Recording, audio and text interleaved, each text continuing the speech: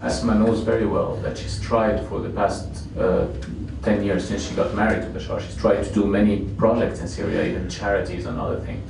And she was blocked herself. Being the first lady, she was blocked because the security apparatus are very strong in Syria. And this is what shows you again how Bashar does not have the control that people think that he has over the security apparatus. You know, a lot of people, when we say he's responsible, of course he's responsible, but his responsibility is in the constitution. But Bashar Al Assad, he's the president, he's head of the army, and he's the head of the Ba'ath Party. This is where his responsibility stands. So in the constitution, he's responsible for everything what happens, and he will be blamed for everything that's happening.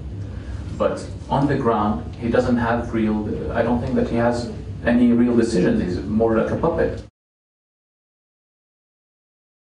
People around him, the leaders of the security apparatus, who are very, very powerful in Syria, they in a way, indirectly, they tell him that this is very dangerous and this could lead to his downfall. You know, this could be understood as a message that he could be taken out. And today, maybe he knows very well that if he takes the decision, and this is what we've been asking him for, he has to take the decision to come out and say, you know, I have tried my best, I couldn't, you know, I will step down, I will join the Syrian people, and you know, against all those corrupt people in the regime.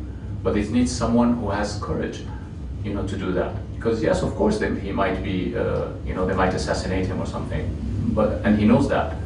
But he needs to have the courage to do that. There are middle class, and a lot of people from this National Coordination Committee are part of this middle class. But again, internal opposition cannot do things on their own. You know, as you know, they have families in Syria. There are daily threats. This is why it needs to be all opposition should unite, and it should be supervised. I mean, any future dialogue that happens, you know, for the opposition, and if the opposition has to go back and work as political parties in Syria, to have a new constitution, to have new political parties, it should be under the supervision of the international community.